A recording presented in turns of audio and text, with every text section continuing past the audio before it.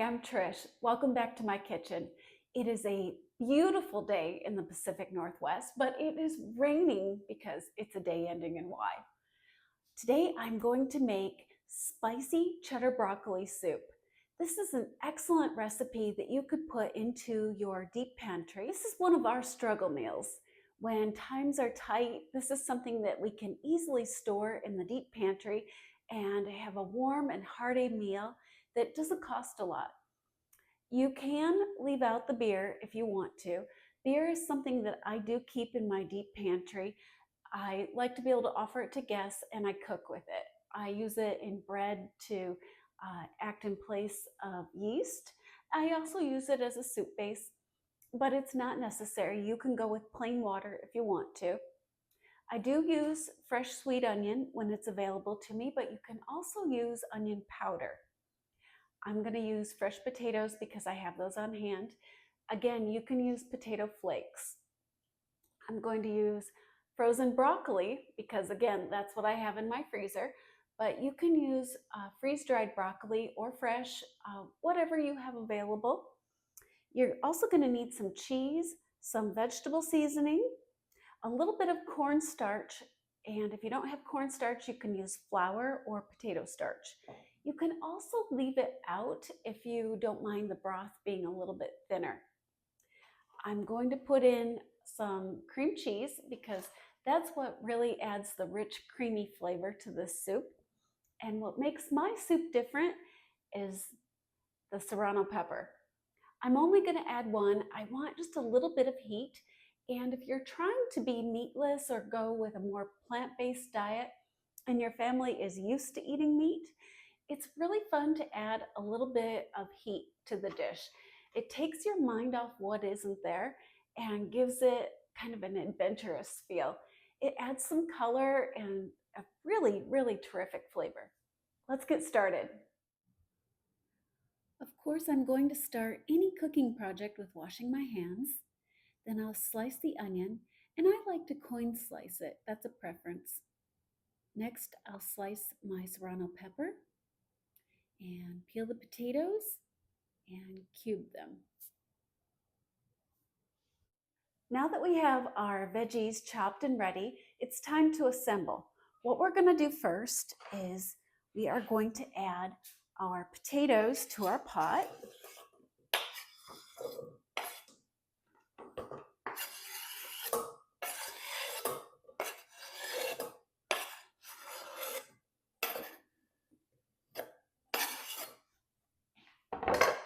I'm going to add the water, and we will set these on the stove to boil.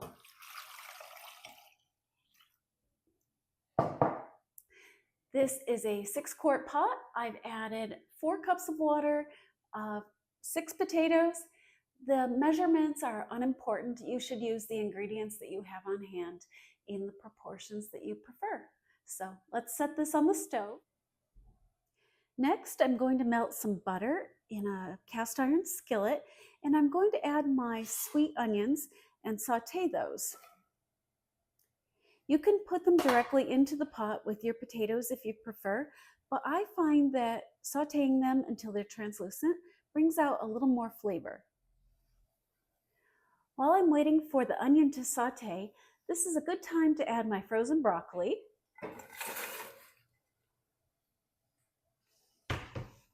I'm going to add my vegetable bouillon. And I'm also going to add the beer.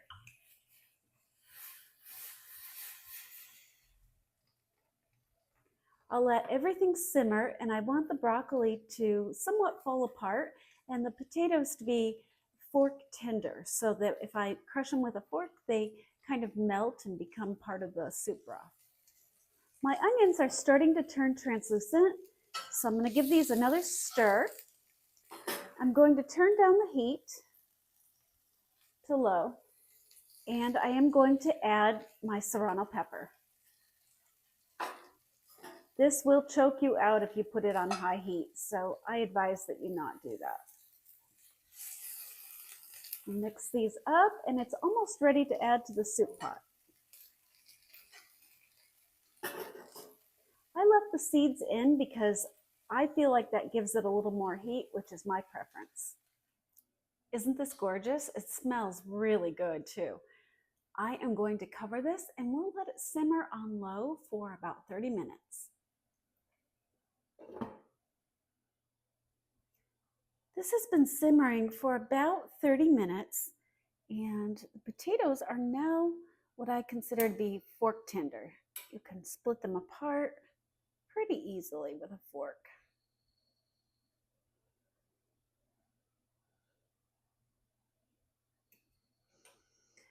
We also want the broccoli to kind of come apart and look more like a seasoning than a hard element of the soup. So I'm going to break these apart and we'll get ready for the next step. Our soup is ready for the next step. We need to add the cornstarch. Now I'm sure that most of you know that we do not add dry cornstarch to hot soup because it causes lumps. So I've mixed it with a little bit of cold water. I'll add that. As soon as we add our cornstarch, we need to stir this so it doesn't fall to the bottom and cause lumps. We want to make it a nice, smooth consistency. So I don't know if you can tell from the video, but it's starting to thicken up a little bit. That's a combination of the potatoes that I've mashed up a little and the cornstarch.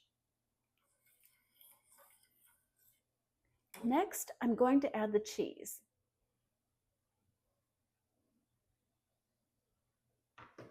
Isn't that pretty? I love the orange color on a gray day. There we go, that's combining nicely. And finally, we need to add the cream cheese. I'm going to add about half a brick because that's what I have on hand. And the proportions don't matter. It's a very forgiving recipe. Most soups are. Isn't that pretty? I'm going to stir that until the cream cheese is no longer a lump, but it's well blended and I don't see any white specks. Now this last step isn't completely necessary, it's just a preference. Being American, I enjoy my food being brightly colored, so I'm going to add just a dash of turmeric.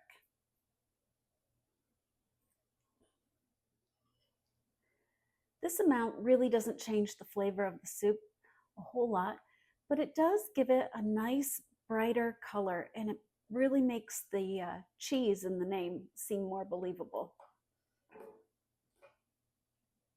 That just gives it a little more aesthetic appeal.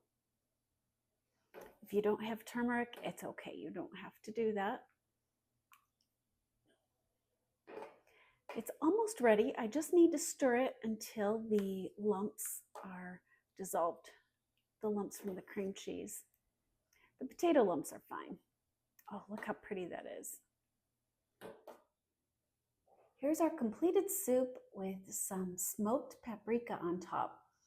I always like to add a little extra touch. The paprika doesn't change the flavor tremendously. It just gives it a little hint of depth and it adds to the color and makes it more aesthetically pleasing. I hope you make this and I hope you love it. Please have a good week and be careful out there. Bon appetit.